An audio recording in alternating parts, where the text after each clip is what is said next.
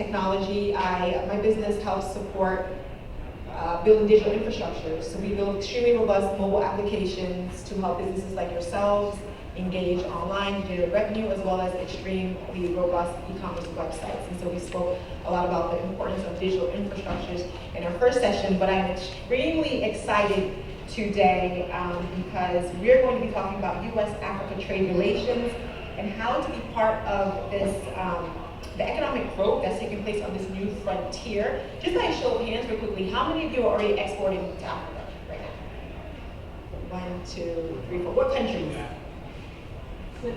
Senegal. And Cameroon, okay. South Africa. Wonderful. And Egypt, okay. And Morocco, Nigeria. So we have West. I haven't heard East Africa. Anyone in East Africa yet? Awesome. All right.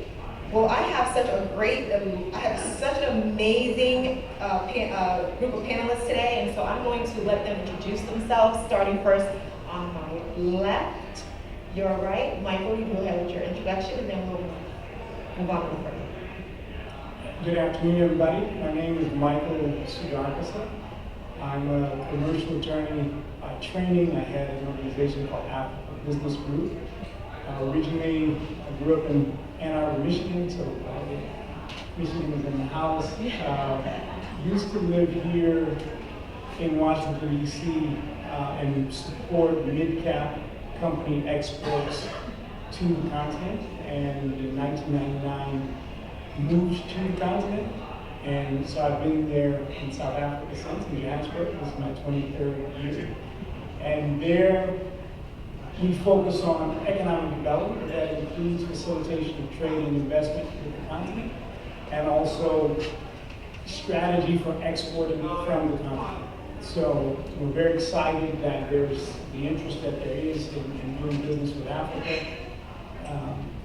I'll talk a little bit in my comments about why I think this is a time to focus on Africa. Very glad that there are colleagues in the audience who are already doing business. I wrote a book called The African Business Handbook, and then another called Investing in Africa in the 90s and early 2000s, and there was far fewer people that actually had experience doing business with the continent. So I'm very excited to be here and engage with you. Thank you, Michael.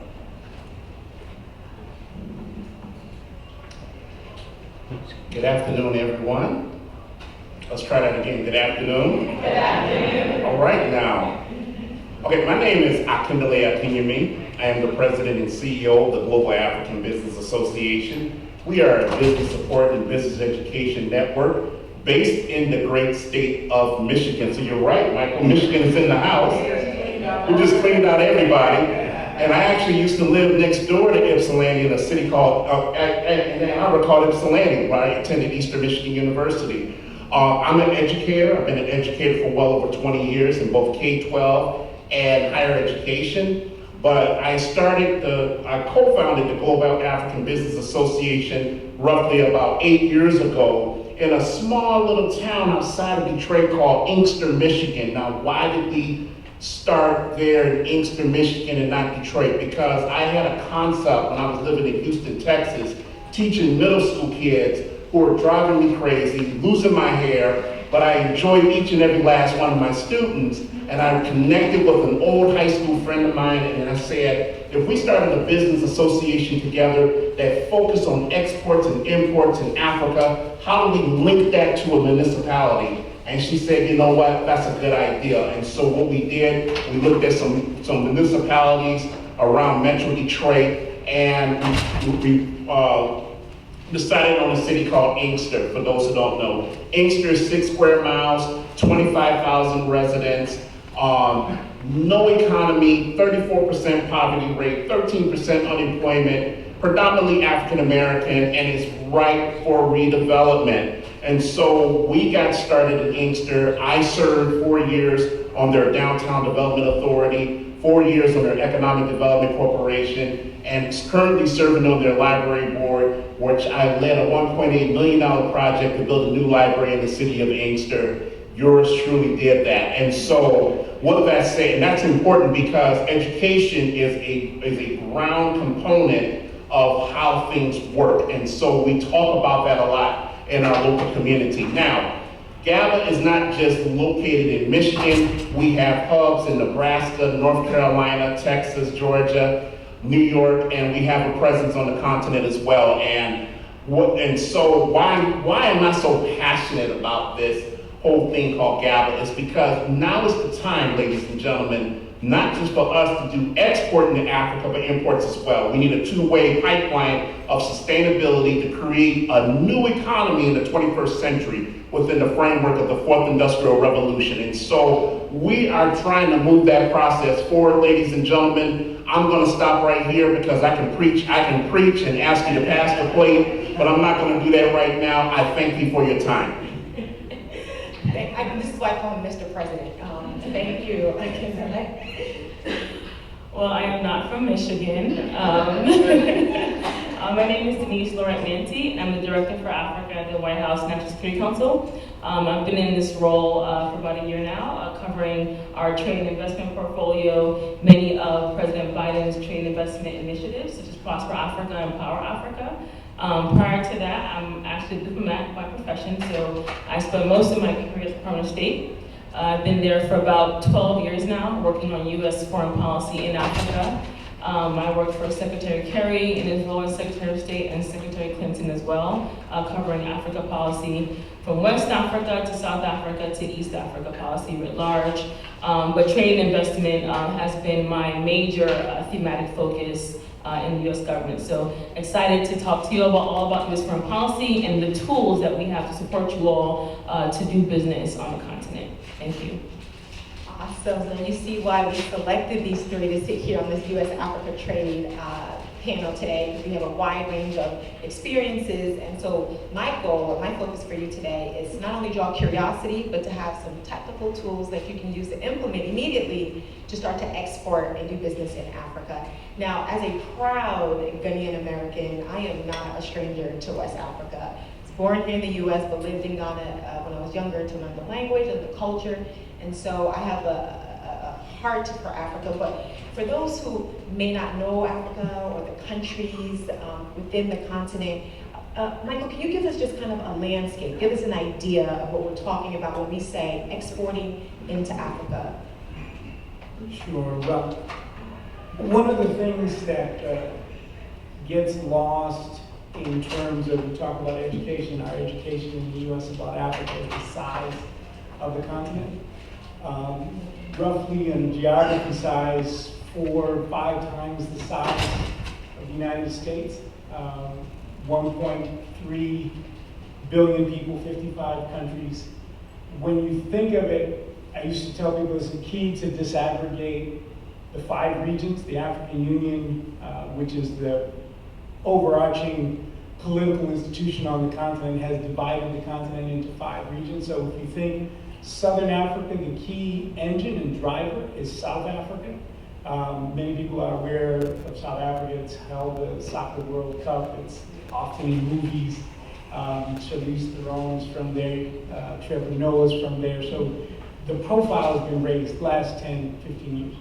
East Africa, the hub, if you will, from an economic standpoint, and then the countries that I'm going to rattle off are a little closer in size, and all have their benefits and opportunities. Kenya, which is arguably the leading East African country. Definitely, if you talk about technology investment, and tech is one of the big areas of development over the last 10, 15 years. Kenya is one of the big 4, along with Egypt, Nigeria, and South Africa. But Tanzania has a larger population, is fast-growing country, Uganda as well. So if you think East Africa, people often think those 3 countries. A country that punches above its weight, but it's a smaller country, is Rwanda, which is East Central. If you think North Africa, which is, again, one of the regions that the U.S. trades most with and does business with, Egypt, behind that Morocco, behind that Algeria. A lot of carbon credit, petroleum products in that part of the continent. When you think West Africa, Nigeria dominates. Nigeria is the largest economy on the continent by far. but it has the largest population. So South Africa, actually now Egypt is second, South Africa is third in terms of the three largest economies on the continent. Beyond Nigeria, Ghana, right next door, is a fast-growing economy, and it has quite a diverse economy because tourism is a strong economic driver. They found oil there not too long ago. It's long been an agricultural hub for cocoa and gold. They call it the Gold Coast. And so in West Africa, in addition, I heard one of our colleagues say she was doing business in Senegal. Senegal is in Francophone Africa, and I guess I should add that you also want to recognize that probably about 20 countries are French-speaking countries, and they were colonies in the colonial era. So there's still a very strong footprint of French-speaking countries, French companies in that region. We have Lusophone, a smaller group of Brazil, companies that they trade with Brazil, Angola, Mozambique, Cape Verde, are Portuguese speaking. And I mention that because sometimes US companies are challenged a bit when they have to go to a country where everything is in French or everything is in Portuguese, which then kind of narrows our focus on to the Anglophone countries. The only other country in West Africa that's a major player as well is Cote d'Ivoire, the Ivory Coast. It's the home of the African Development Bank, if you will. It's the seat of the African Development Bank, which is the sister institution to the World Bank and the largest DFI, development finance institution on the continent. And then when you think about Central Africa, and again, Central Africa is predominantly French-speaking. So there are US companies doing business in the largest country in the region, it's the fourth largest country on the continent, which is the Democratic Republic of Congo, in the mining sector. So you've got a lot of Canadian companies, US companies. Outside of that, and it's always been a bit of a wild west, because there's little conflicts and skirmishes, and it's kind of like people profiting between rule of law and not. Outside of DRC in Central Africa, I would say Cameroon is also a strong country, but they have had a long-standing conflict between an Anglophone part of the country and a Francophone part of the country. So, that's just giving you all a sense. Another country that's important to think about is Mauritius. Mauritius is the home of many of the investment funds that focus on Africa, because there's tax treaties with many countries on the continent, probably about 25 countries and Mauritius. So there's companies that have their seat in Mauritius, and then they trade through operating companies around the continent. So if you're thinking about, hey, I want to have a footprint on the continent, you might choose Mauritius as the site to register, and then do businesses in multiple countries. And Michael, I think for 55 countries in Africa, you've done a wonderful job giving us this macro look at how to categorize the countries should you be interested. So let's take it a step further. Mr. President Akindele, I love the way you answered this when we did our behind the scenes videos that we promoting this event. When you're an exporter, like many of us in this room today, and we're looking at 55 countries across Africa, Michael did touch on which ones are, speak English, which ones speak French, and there's other ways to identify how to get started. Break down for us, how do I get started exporting into a region or into a country that I may have no connection to, no relationship with, but feel that my product or service can do well? Well, let's start right there. First, what is your product? And what is your service? That's the question I ask anyone when they ask me that question. What are you trying to do on the continent of Africa? What region you would like to penetrate on the continent of Africa?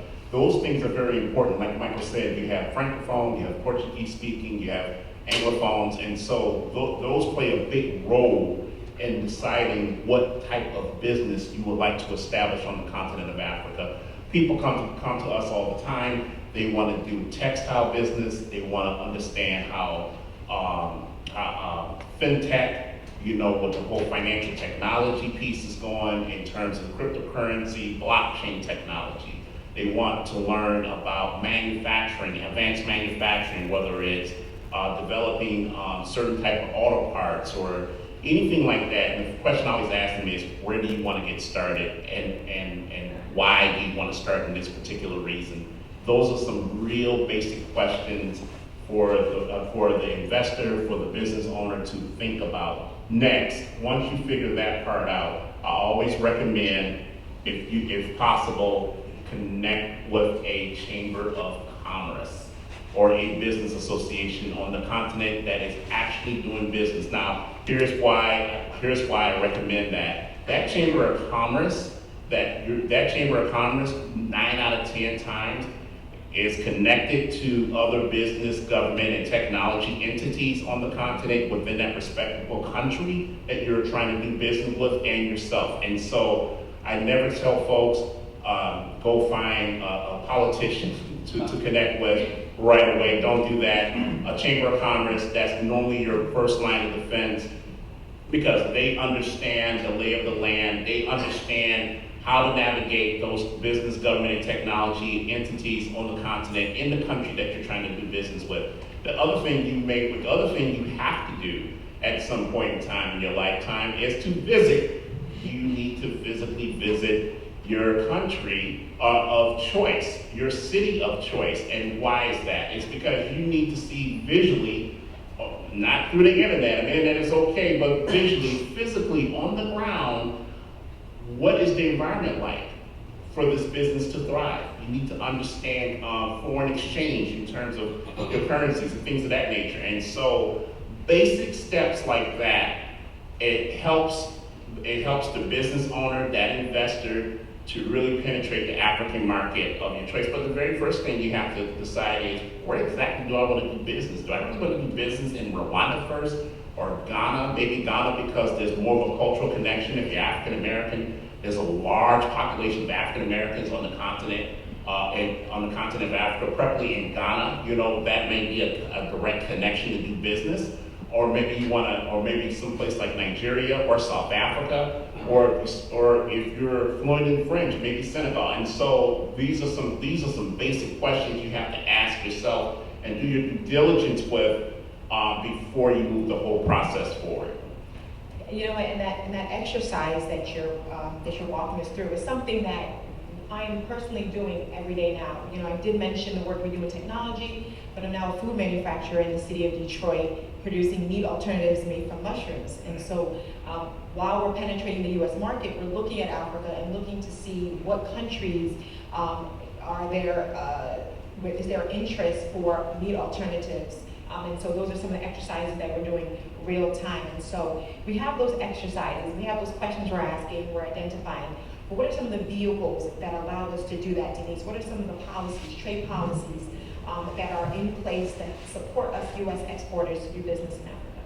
Thank you. So I think just to maybe take it a step back a little bit, I think at the very basics, we have a number of U.S. government tools that we have across the U.S. government to support you on doing this, right? So obviously we have across the continent U.S. embassies in each country. And so in the embassies, we have economic and commercial sections.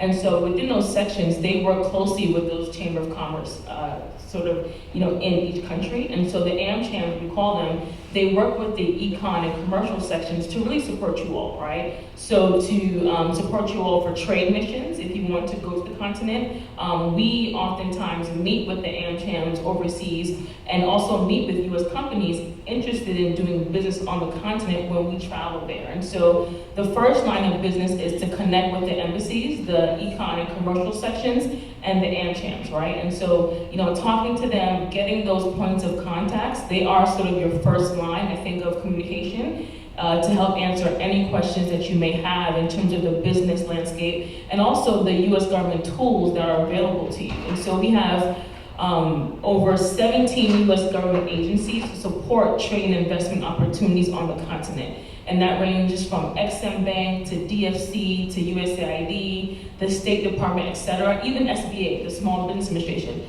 So all of these agencies have Africa offices or Africa sections to really give you all tools, information, and pretty much anything you want to know about doing business in these countries. And what we did in 2019 is we launched what we call the Prosper Africa Initiative. And so the Prosper Africa Initiative is pretty much a whole of government initiative where we brought together all of those 17 US government agencies under one umbrella to really provide you all with a one-stop shop to promote two-way trade investment on the continent. And so it's our initiative to really get U.S. businesses on the ground on the continent and to promote that two-way trade and investment opportunities across different sectors.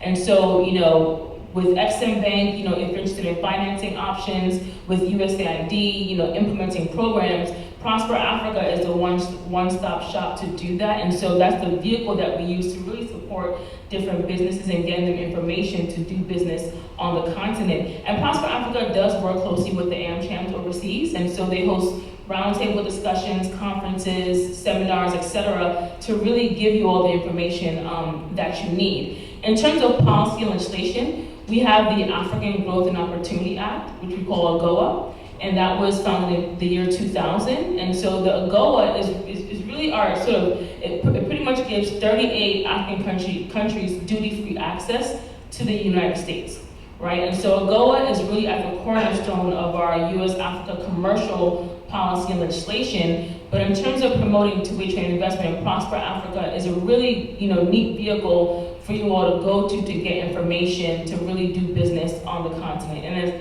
as my colleagues here said, I think, you know, traveling to the continent is really important. One, you know, taking trips there, you know, whether it's East, West, South, Central, or North Africa, to really get a sense and feel of the different sectors. You know, as Michael highlighted, there's over 1.3 billion people on the continent. And the population of Africa is expected to grow to almost 2 billion people. And so I think this is the opportunity to really engage the continent across different sectors, you know, while the demographics are really booming, and also using our U.S. government tools to truly support those efforts. You know, Deniece, thank you so much. Now go to you, Michael. Thank you for bringing that up in terms of the U.S. Embassy. And for those exporters who are in the room that say, okay, I don't know how to get in touch, there are most likely U.S. Commercial Service representation on your decks.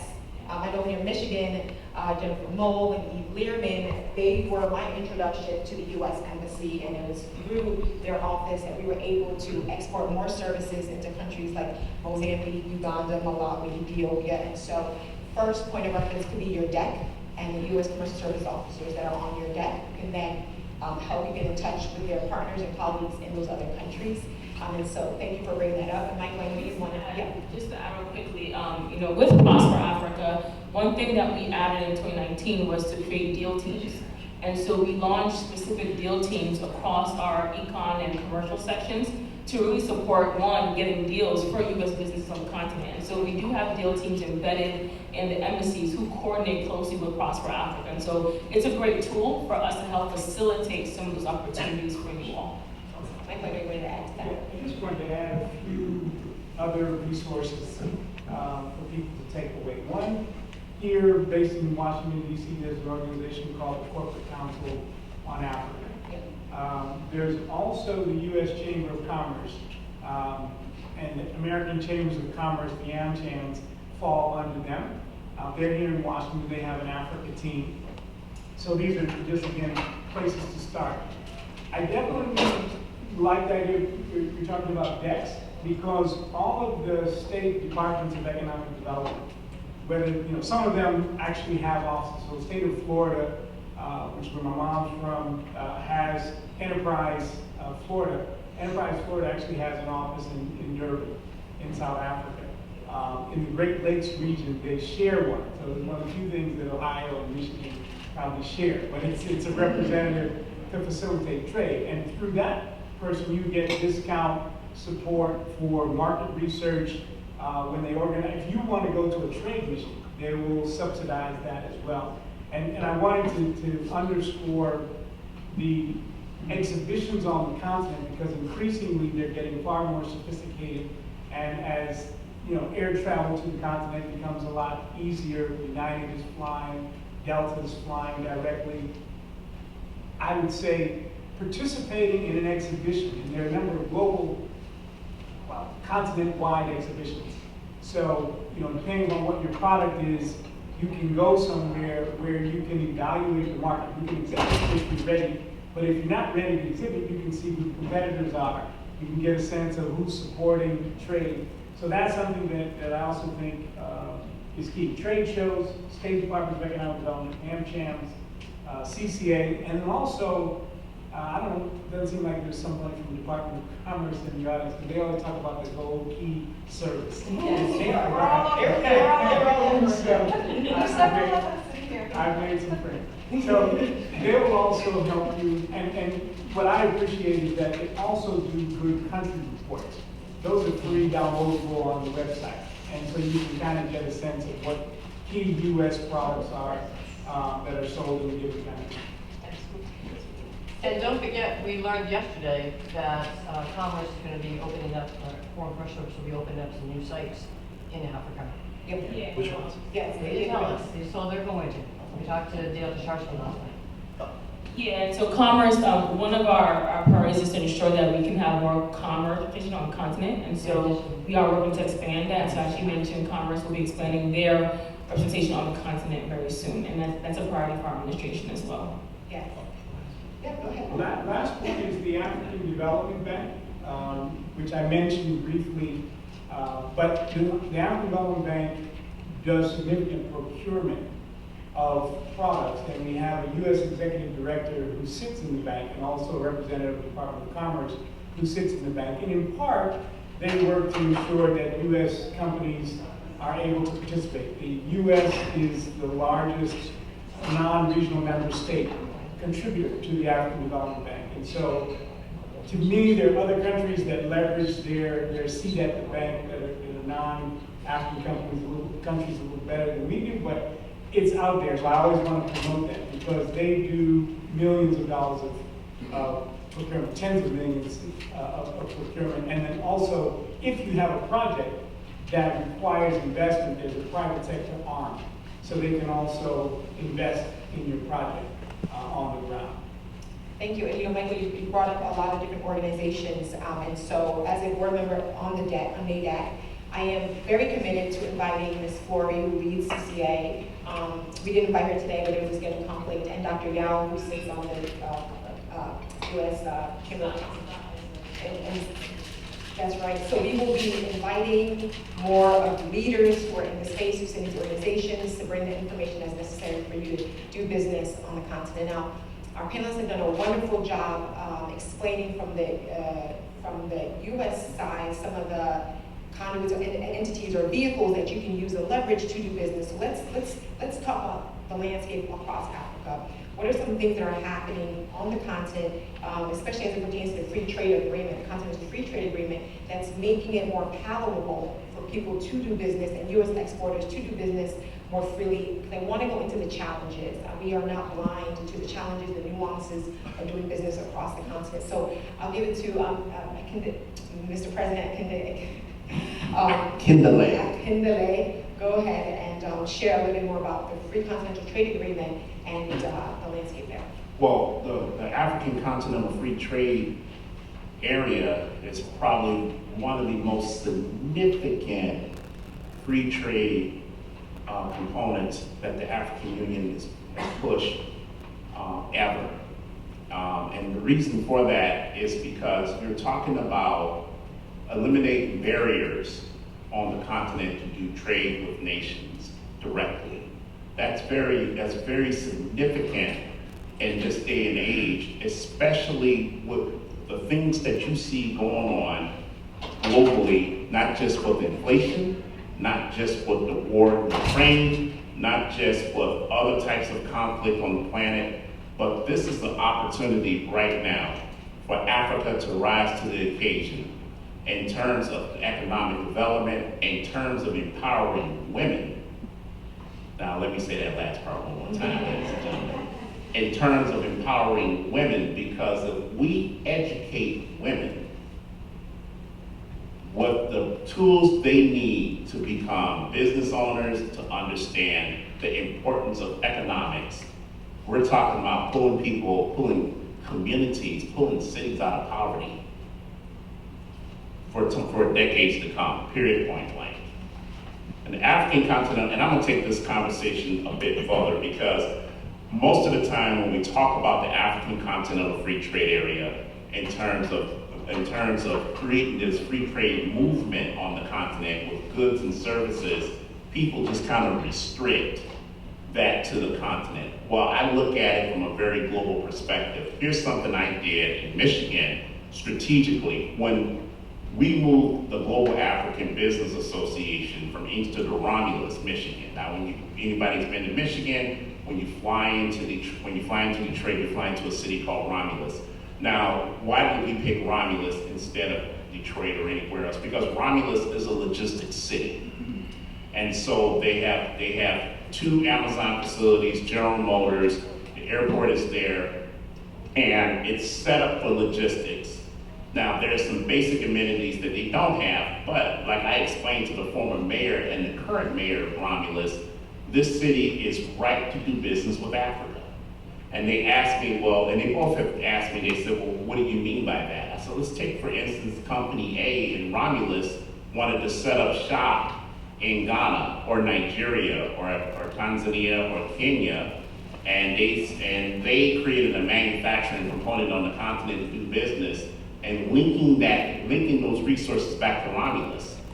Well, now you're a player on the continent and you're linking it back here to the US, okay? And so we have to look at the African Continental Free Trade Area universally, how it impacts us here in the United States and how it impacts us on the continent of Africa.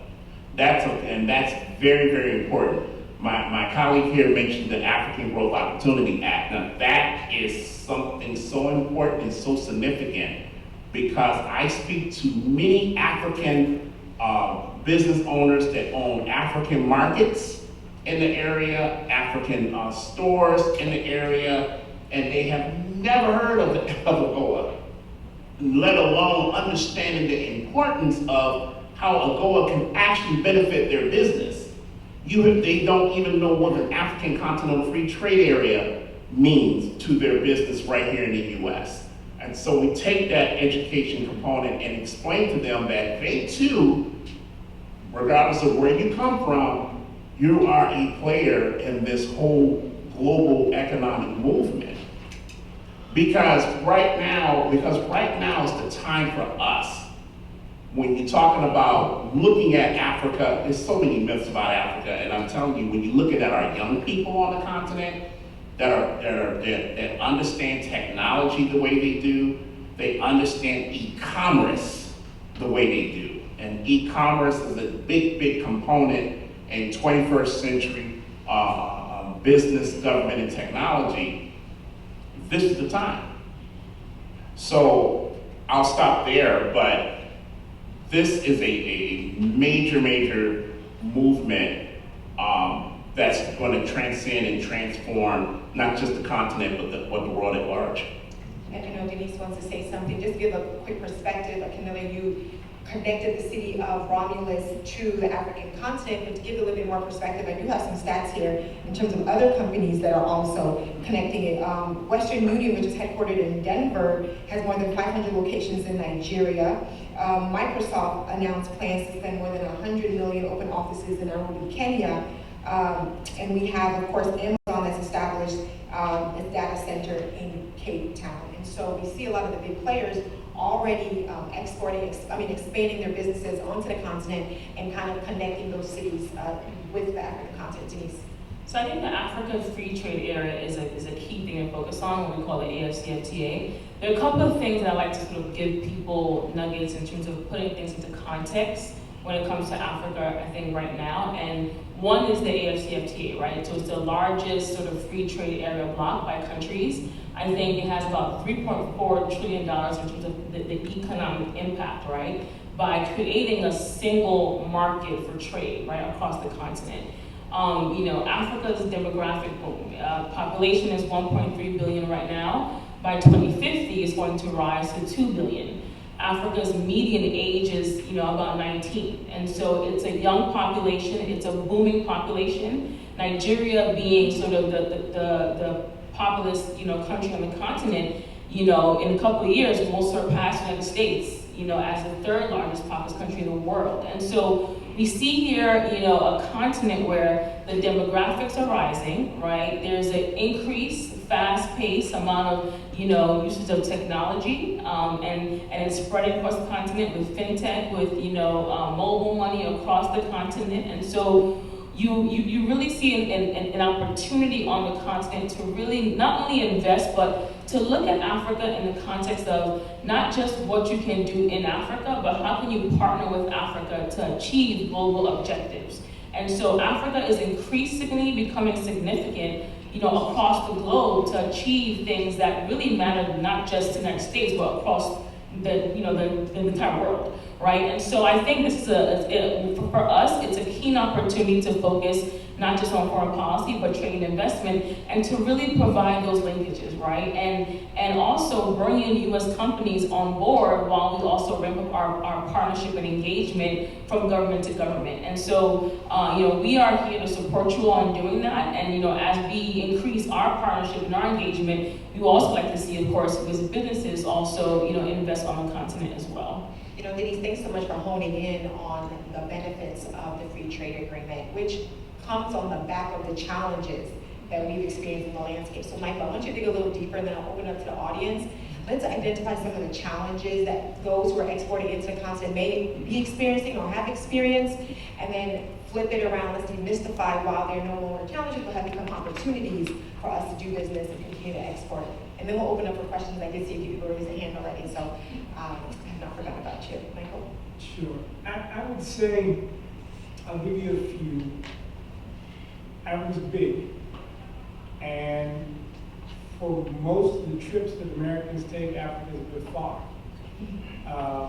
And so the distance aspect rears its head in that there's times when one doesn't, we think in quarterly terms. How am I doing this quarter? How am I doing next quarter?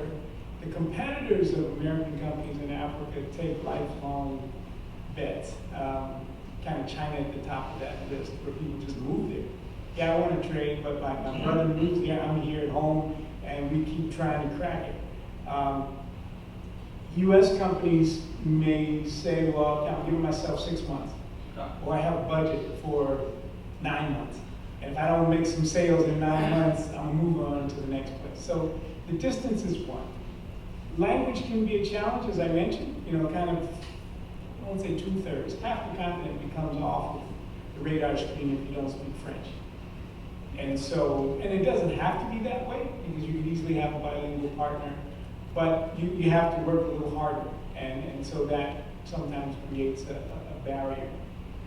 I'm going to go into two of the trickier ones, and I'm going to save the one that everybody kind of thinks of for last. The currencies over the last 10, 15 years in most African countries have been depreciated to the dollar. And so what that does is it makes US products a little more expensive compared to, again, a product that might be made in China. So getting paid, getting market share can be difficult. What has happened though for US companies, and I went to South Africa for the first time in May of '94, which was a week after the Democratic elections. And I was blown away to find 200 US companies that had been there. Some, I grew up in Michigan, as I mentioned, Kellogg's, the cereal company, had been there over 100 years. And so, South Africa is one country that has long-standing US ties. But most of the teams in that company are from South Africa. There's a few expats, but so what happens is that those who are really expanding on the continent, there's an investment component that goes with the trade. I know I can sell my product, but I'm going to just set myself up and import, create a value chain. My product's made in the States, I import it into South Africa, and then I trade it around the continent. So you've got to deal with currency risk. That's what I was going. And then lastly, and this is in fewer countries than years ago, but navigating where there's a culture of graft. It's a dash. If you want to get your stuff out of customs, If you want to get, the policy that's on the books implemented, you take them something. We have a Foreign Corrupt Practices Act, so that becomes real hectic for American companies to try and figure out how to navigate. So these are some of the challenges. I'm just, being candid. It's not everywhere. So, and the fact of the matter is, those type of things exist. I've seen in Europe. You go to the wrong side of Boston or New York, you run until there, get them in Detroit. But if you're a new to market business person, you can get tied up in knots and find yourself on the wrong side. Or you're trying to, fortunately, the 419 scams, I'm a rich billionaire and I just want to give my money to you. People fell for that. And that, again, it was a small number of people compared to all the business that's being done, but it just leaves a negative impression. So you want to have eyes wide open.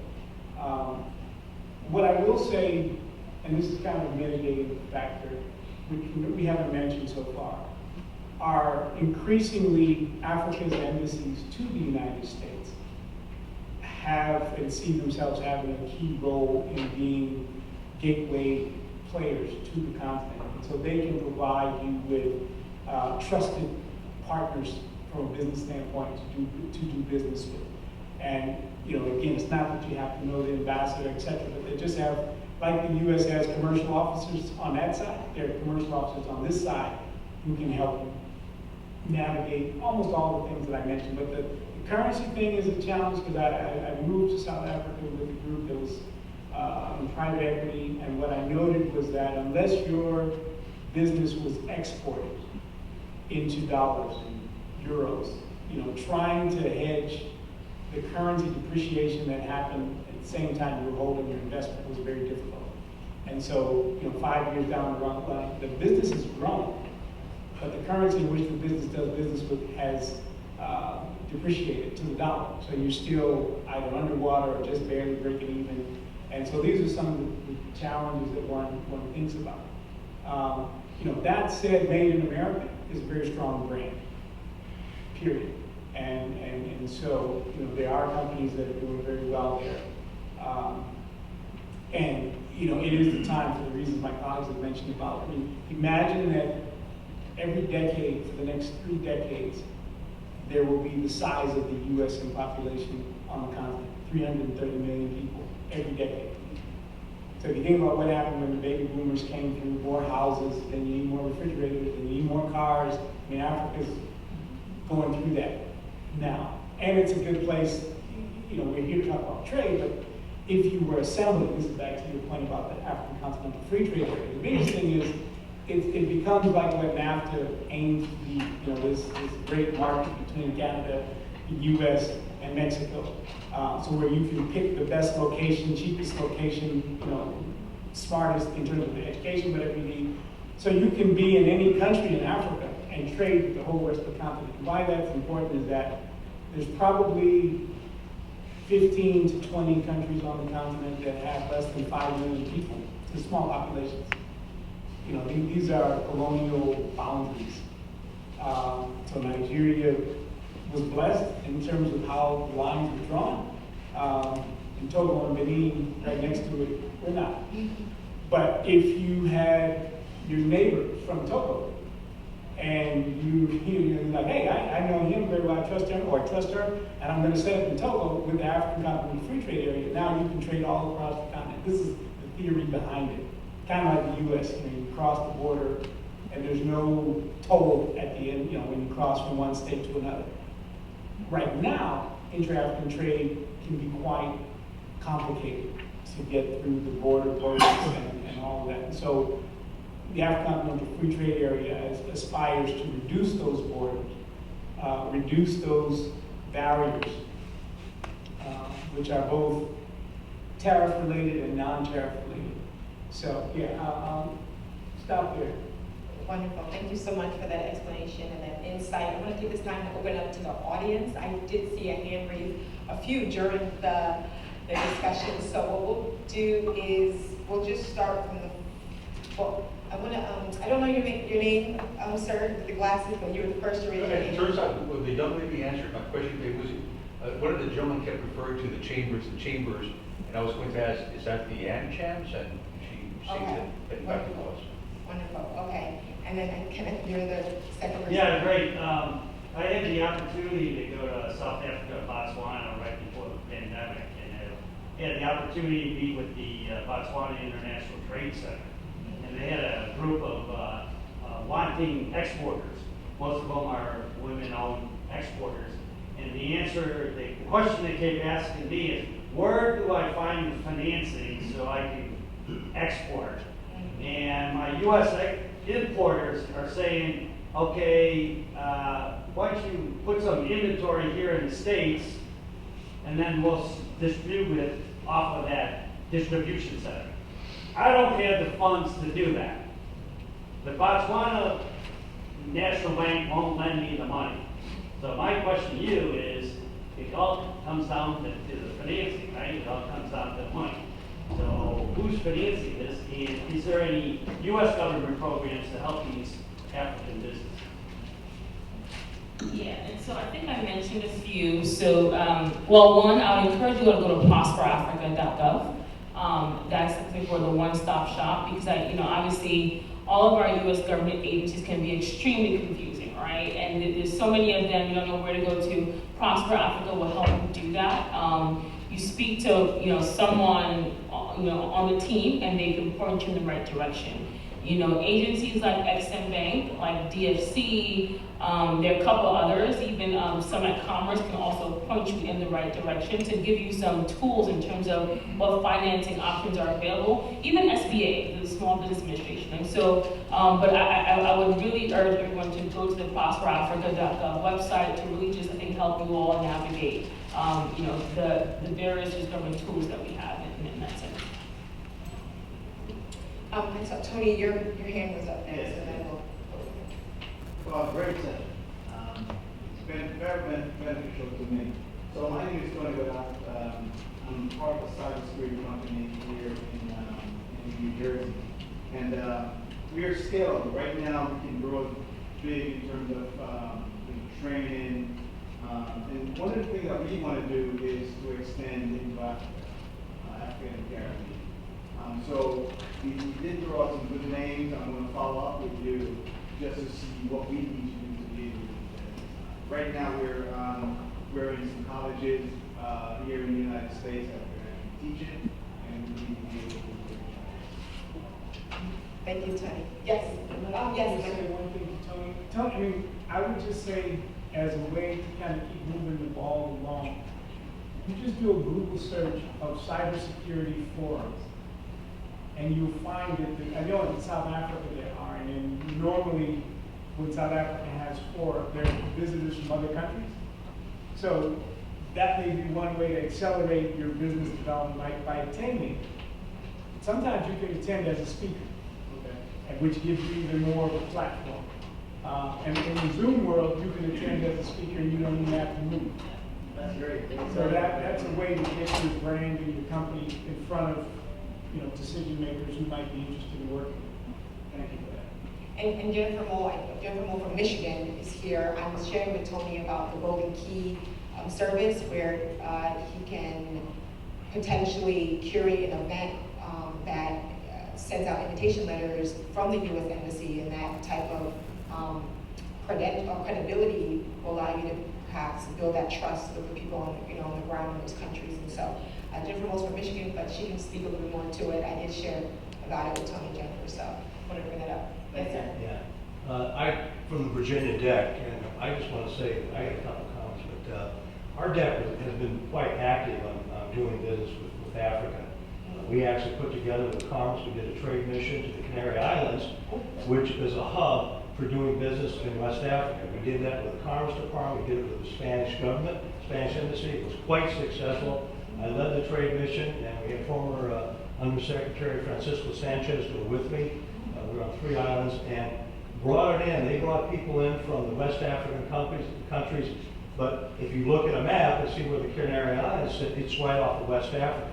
And they were promoting that as a hub, as an easy way to get in and out. And if you're in the Canary Islands, you're in the European Union. So you have the protections of all the European Unions. But we've had also trade winds mission. And I'm going to point to this gentleman in the back here who is our USIAC, about to be the USIAC. He is now, he did such a great job in Africa, he is now the gentleman who is now the senior advisor for Prosper Africa, reaching out to the private sector. Bill Fangel.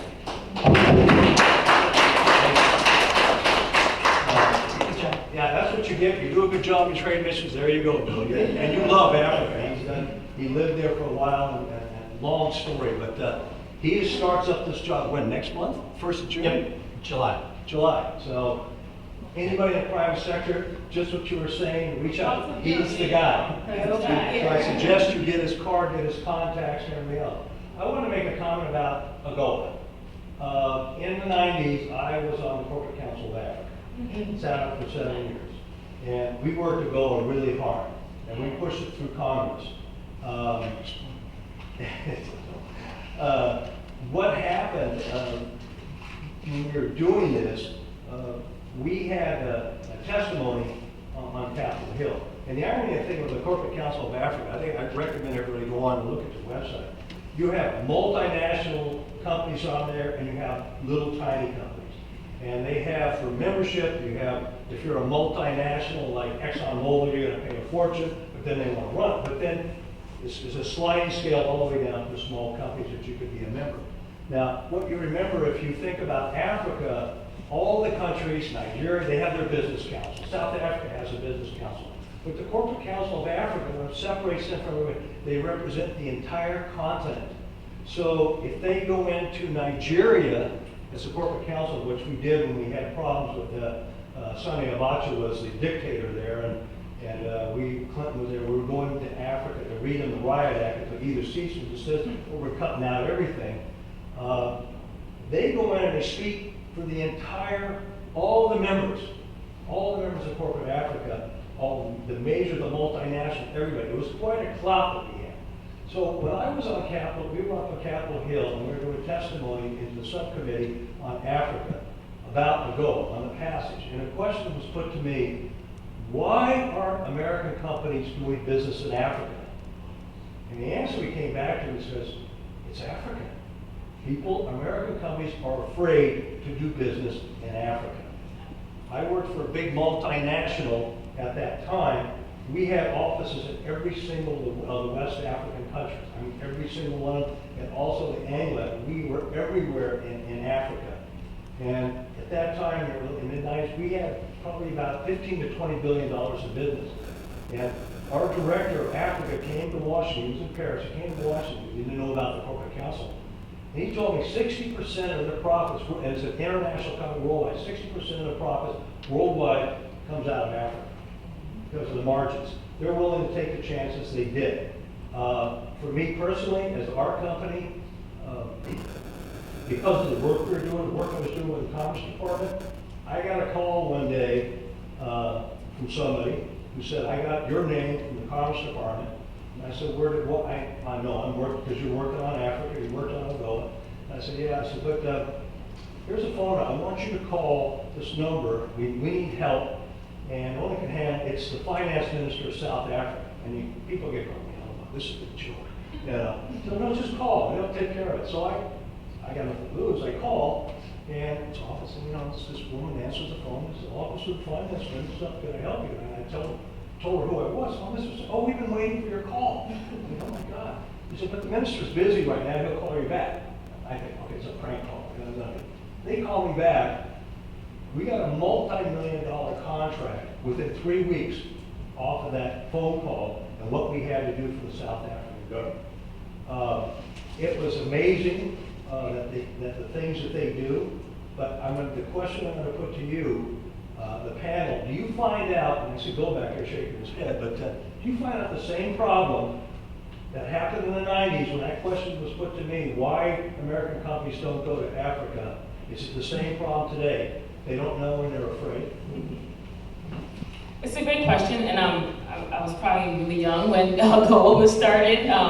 But Rosa Whitaker, who I think many of you might know, engineered AGOA, and I often talk to her about this because I think that there's still an image concern when it comes to the continent of Africa and doing business in Africa, and I think it's very real. One area that I think it is changing that narrative is the power of storytelling. And so our ability to invest in the creative economies, on the continent is really helping to change that narrative, and is really helping Africans to actually, hold the pen in drafting that narrative. And so, you see lots of U.S. companies investing in arts, in film, there's African films, everywhere, there's music. And so the creative economies industry is booming. It's a fast growing, sector. And that's really changing the image of how we do business on the continent. Another thing is, we have an African diaspora,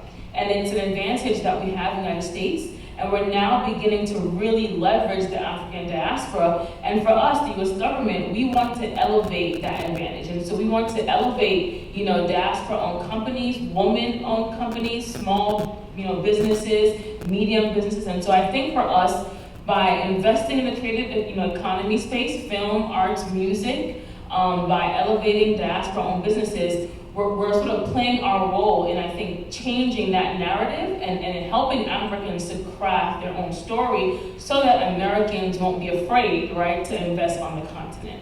Deniece, to your point, I think a really good example of that was, for those who may not know this room, was Afrochella. Yeah.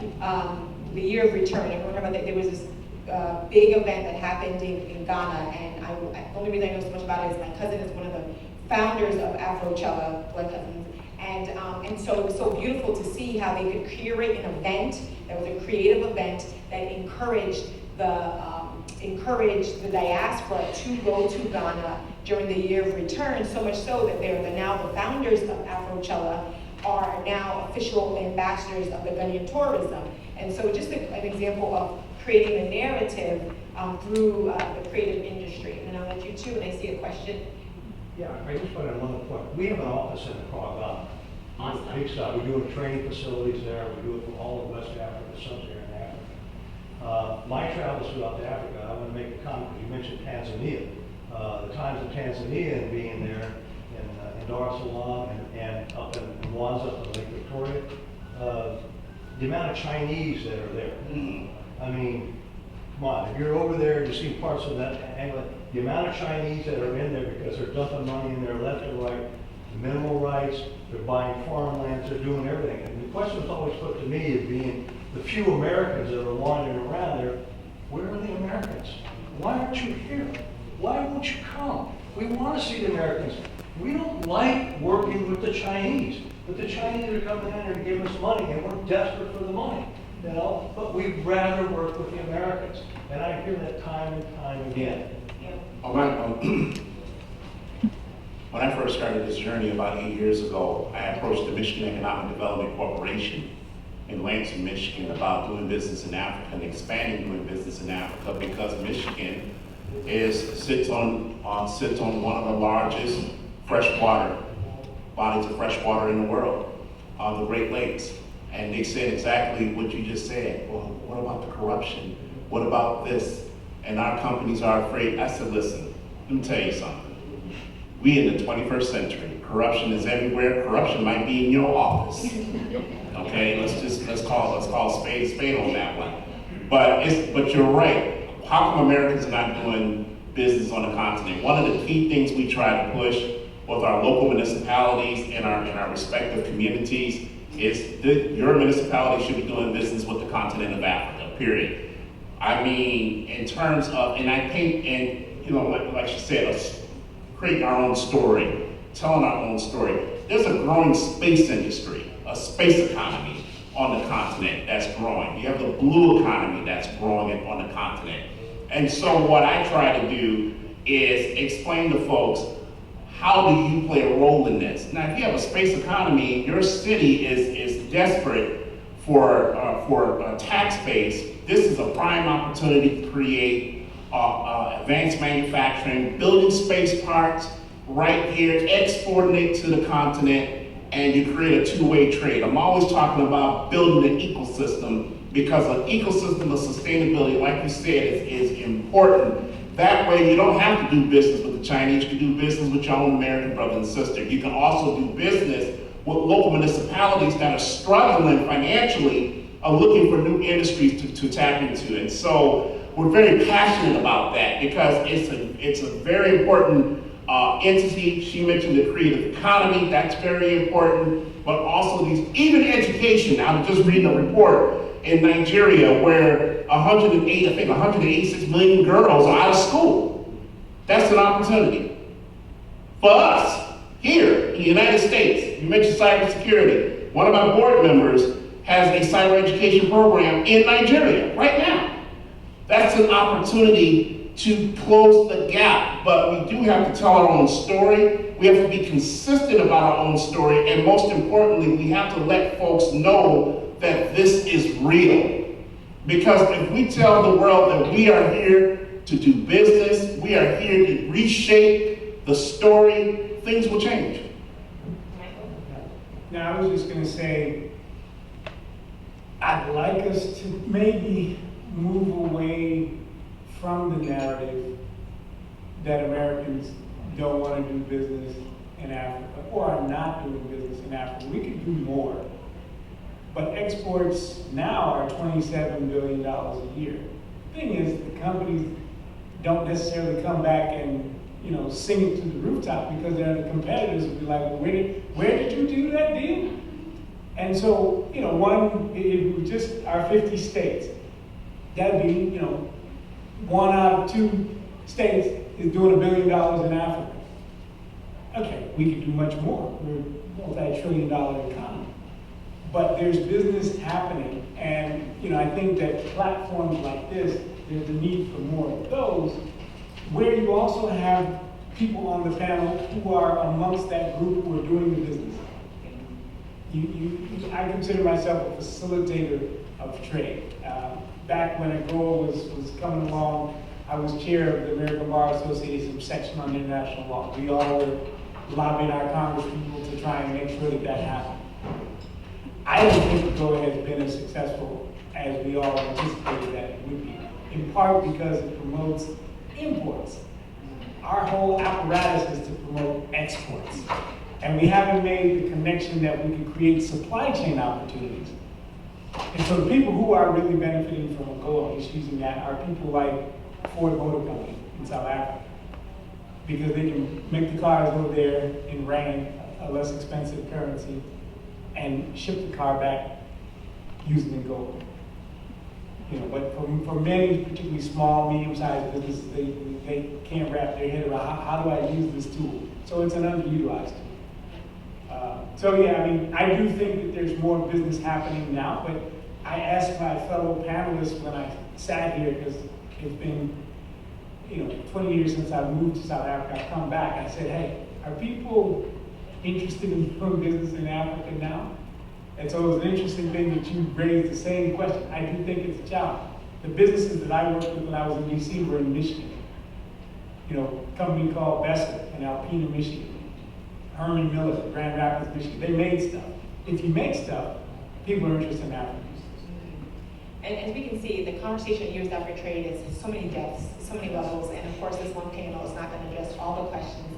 But I do just want to give this gentleman in the back an opportunity to give the last question. So we are on break, and I want to make sure that you are able to experience that discussion. Yes, sir. Thanks. My name is Nate Lamar. I'm with the Indiana DEC, and I also serve as an advisory board member for NADEC. W, I'm glad to finally meet you in person instead of virtually over the past year. Yes. I just returned from the Special Operations Forces Industry Conference in Tampa. I was there because in my day job I worked for General Motors Defense, and I was encouraged to see special operators, so to speak, from all over the world. Representatives from the armies of Senegal, Ghana, Niger, and Ethiopia in particular were there.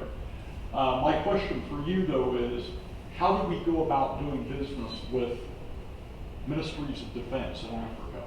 And also a question for the audience as a whole. If any of you are in the defense industry, I'd like to speak with you privately afterwards. I would, if I can just give a comment again. I talked about the embassies that are here. You typically don't walk off the street and do new business with militaries around the continent, but there's an increasing actual presence of the U.S.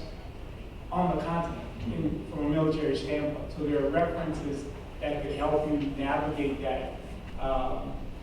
So I would start also with the State Department, because they will help you make some of those contacts in the countries in terms of having a trusted partner to deal with. So I would say the embassies here, our embassies there, and if you have ties to military procurement in the U.S., they would also have contacts on the continent. So it's a very complicated sort of relationship that I think needs to be monitored very closely. But you know, as Michael mentioned, the State Department is your best resource, and the State Department has our Bureau of Political and Military Affairs. Within that bureau, there are sections that can help navigate that space, but the embassies are also, you know, still your sort of, you know, best contact to actually navigate, you know, those relationships, those contacts, people who you should be talking to. And I would recommend not, you know, going directly to those ministries of defense, you know, for a variety of reasons, but just facilitating, I think, the conversation through State Department is I think, the pretty much best way to go. When this is overseen, we're a defense contractor, and I'll tell you how we do it. But I'd also use the Commerce Department. We use that quite a bit, talking to the security cooperation officers at these embassies. And the embassies over there are working with the defense ministries on their procurement. And it's the easiest way to get in, and they'll set up the meetings for you. It's much better, sorry, all due respect to the State Department, but you can still contact the commercial service over there. We're more than happy to make the introduction for you. Not so much to them, but the embassy SCOs and the people in there like that to have that dialogue. It worked. We've done it in quite a few countries. So there's also one upon a time. There's also what's called through the Commerce Department Foreign Military Sales Program. So they just conducted a 2-part webinar on how best to engage in that. We wrote the FMS program. Okay. So that's a long run, but it's not going to help. It's not going to help him if he wants to make the contact. But you could do that. There's a whole training program. In fact, there's one going on today in Richmond for 2 days for the defense industry that we're putting on with the Virginia Economic Development Partnerships. So lots of different ways to do it. You know, commerce and state, but I think it's good to just get acclimated with all the options. But you know, I think obviously if there's someone already working with commerce that has experience, then probably the best way to go. Stephanie, you may want to make a comment on what you're doing with the state. Stephanie, as you hear that, I mean, that's what they're doing. They put these programs, because in the state of Virginia, the Commonwealth of Virginia, we have a ton of defense contracts. You can imagine where we are. And so the state has been very supportive on programs and putting it together. We worked exclusively with her group, the Virginia Economic Development Partnership, on putting these programs together.